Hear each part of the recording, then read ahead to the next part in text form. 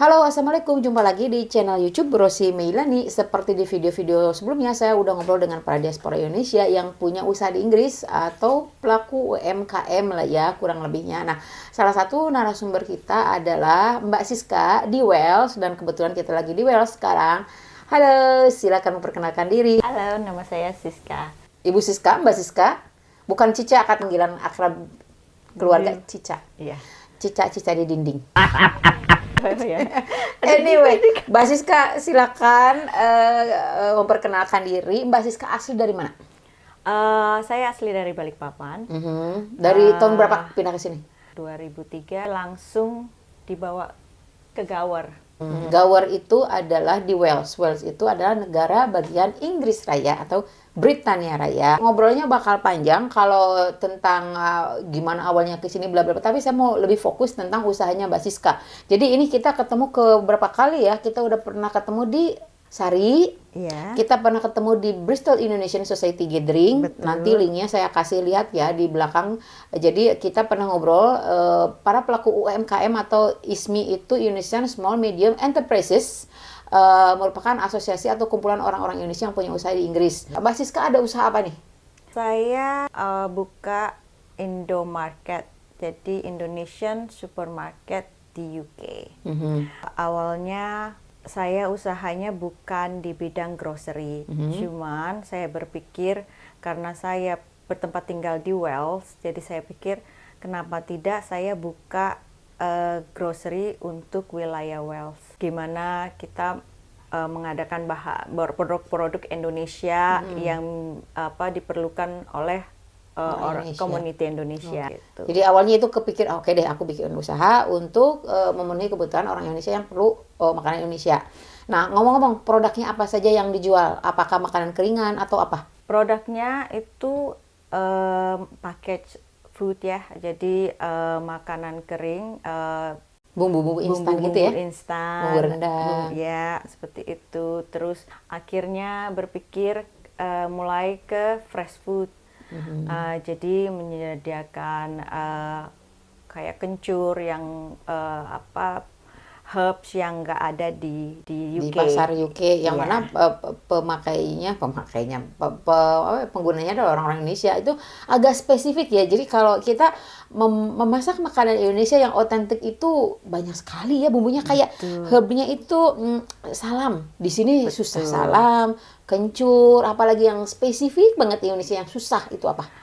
Daun kunyit. Daun kunyit susah di sini. Iya. Terus saya juga sekarang lagi mencoba membawa beberapa herb seperti kunci Inggris, kunci pintu, kunci pasukan. Jadi hanya ibu-ibu yang ngertiin ya. Kunci itu seperti Herbs, kencur ya. tapi beda sih ya. Jadi ya ini namanya kunci lah ya. Iya. Okay. Terus asam kandis. Asam kandis ini untuk rendang, untuk makanan Padang. Asam pade itu asam kandis. Pokoknya kalau makan Indonesia yang mau otentik, bumbu-bumbu itu tanpa itu tuh kurang sedap gitu. Oke, bisa lah enak dimakan, tapi kurang kayak asam kandis. Jadi Mbak Siska itu menyediakan bumbu-bumbu Indonesia yang spesifik seperti juga ada ya? Iya, jadi saya selain instannya, misalnya sayur asem. Nah, saya sediakan juga freshnya, jadi kayak buah belinjo, daun belinjo, dan empingnya juga. Jadi ada semua di situ. Terus lodeh, saya coba nanti insya Allah bisa bawa nangkanya ke UK. Terus rujak. Kalau bisa kadang kita mencari kedondong, bengkoang. Ya. Jadi kalau buah-buah yang spesifik Indonesia kedondong itu susah di sini ya. Jadi yang begitu-begitu yang mau disasar ya. Nah, tapi sebetulnya ini kita lagi di rumah kediamannya Mbak Siska. Jadi stoknya nggak di sini tapi di warehouse. Betul. Nah, berapa jenis makanan atau produk yang dijual? Nah, itu sekitar 227 stok. Didatangkan dari Indonesia atau dari negara lainnya? Jadi otomatis dari Indonesia Indonesia semua. Ya. Cuman ada beberapa seperti ya tetap dari Indonesia, tapi jalurnya ke Belanda dulu, baru ke sini seperti itu. Atau langsung memang dari Jakarta. Seperti tempe gitu ada juga? Iya, tempe ada. Tempe juga ada tuh. Jadi buat orang Indonesia yang 5 tahun, 10 tahun ke belakang atau awal-awal saya pindah ke sini lah ya, 2007 itu agak susah menemukan yang begitu harus ke Asian Store yang besar. Jadi kita suka belinya ke Birmingham, itu pun kadang ada kadang nggak. Tapi semakin kesini semakin banyak orang Indonesia yang kesini, kemudian banyak pengusaha orang Indonesia yang jual tempe gini, makin beragam dan lebih mudah. Dan ngomong-ngomong, tempe laku banget nih jual tempe. Lumayan, tempe sama beberapa seperti kemiri, macam-macam lah.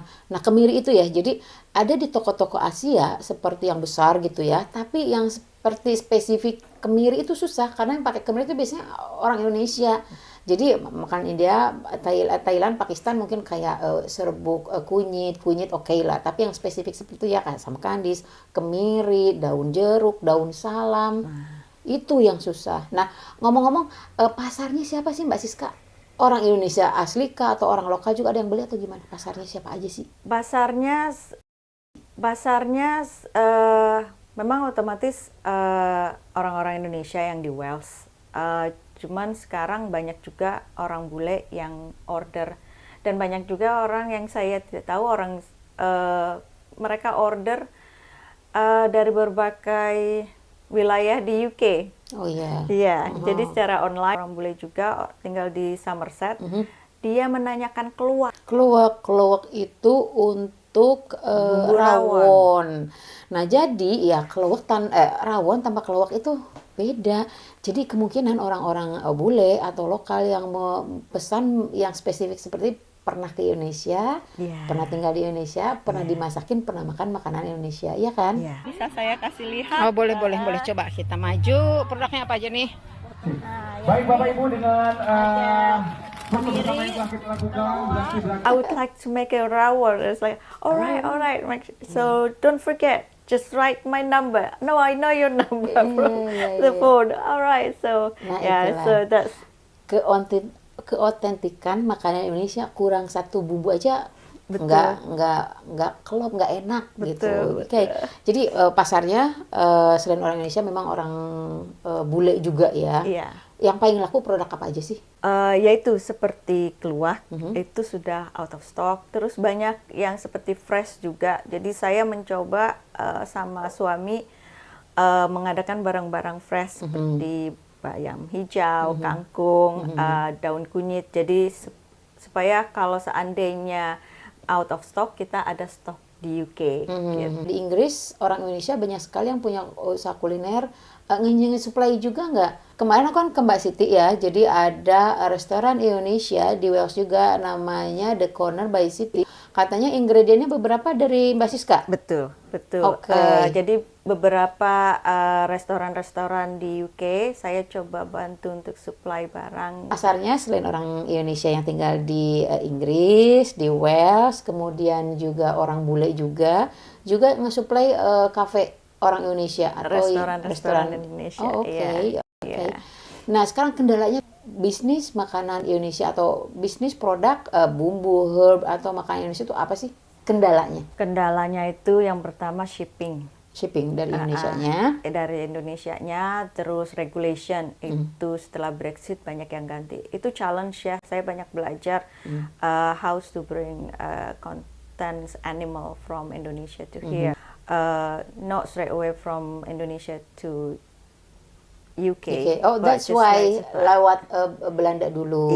Oke, jadi nah ini mungkin bisa disampaikan nanti ke dinas-dinas terkait. Jadi Mbak Siska ini sebagai anggota UMKM Indonesia, orang Indonesia di Inggris, dan nanti juga kita di Oxford akhir bulan ini mau ada acara. Jadi mungkin aspirasi atau apa yang mau disampaikan Mbak Siska bisa tersampaikan. Kenapa sih untuk mengambil makanan berbahan daging dari Indonesia kok susah ke Inggris? Harus lewat Belanda dulu, regulasi atau gimana? Mungkin nanti bisa disampaikan ya, Bu? Ya, insya Allah kita juga dari SMI berharap bantuan dari pemerintah untuk bisa regulation dari Indonesia ke sini itu bisa lancar seperti itu. Jadi membuka kesempatan para pelaku UMKM di Indonesia untuk masuk produknya ke Inggris perlu perpanjangan tangan dari government Indonesia ya, supaya ya sama-sama meningkatkan produksi dari Indonesia ke sini kan? Ya. Oke, itu jadi kendala mah lebih ke itu aja lah ya. Dokumentasi, legalitas, dan quality control. Oke, itu. Ya. Nah, serunya lagi tadi udah ngomongin produknya apa aja, pembelinya siapa aja, kendalanya apa aja. Nah, sekarang serunya bisnis produk Indonesia di Inggris tuh apa nih? Macam-macam sih serunya. Permintaan pasar ya, kadang-kadang mereka nggak tahu kalau kita harus mencoba shipping gitu. Nah itu, jadi Gak sabar gitu. Kok belum nyampe gitu maksudnya? ya ada Oke. seperti itu. Oke, jadi di Inggris itu banyak sekali jasa pengiriman barang ya. Jadi ya itu udah di luar kontrol kita kalau kita udah memilih pengiriman oleh itu misalnya, tapi itunya yang lama ya di luar kontrol sebagai pedagang ya. Iya. Jadi selama ini pembelian semuanya online lah ya. Nggak ada yang datang ucuk-ucuk gitu. Ada. Oh, ada juga. Ada juga. Nah, jangan lupa untuk like, comment, share, subscribe, dan tekan tombol loncengnya. Oke. Jadi ya mostly 95% mungkin ya pembelian semuanya online. Oke, ya. pesan. Atau telepon. Telepon nanti pergi. Jadi udah kayak dinas punya toko aja, pergi packing kirim gitu Ya, kan. gitu, ya. Nah, tapi ada juga kesempatan kalau kumpul ibu-ibu, biasanya Mbak Siska ada acara apa datang yuk gitu. Ya. Nah, seperti hari ini sebetulnya Mbak Siska buru-buru karena mau ada acara. Jadi sekalian ada acara, order ibu ini, ibu itu, ayo pesen apa? Betul. Di drop. Iya. Itu. Jadi kita ini karena Free shipping. Special shipping ya. Iya. Oke. Nah, karena kita waktunya mepet karena Mbak Siska sekarang mau kumpulan ibu-ibu di Wales, ada acara sekalian ya udah ambil produk juga, dan kita juga sekarang udah siang. Jadi kita langsung mau cabut ke warehouse-nya ya. Jadi jangan lupa untuk pantengin terus ya channel YouTube Rosi Meilani, karena saya mau ngobrol lagi dengan para diaspora Indonesia di Inggris yang punya usaha di Inggris, juga cerita yang seru-seru tentang seputar Inggris lah pokoknya. Mbak Siska, terima kasih banget ya sudah sharing dengan kita usahanya, semoga Sama-sama. sukses selalu, dan ya terima kasih sudah mempromosikan makanan Indonesia di sini, produk-produk Indonesia. Sama-sama. Baik, jangan lupa pantengin terus channel ini. Bye, assalamualaikum. Waalaikumsalam.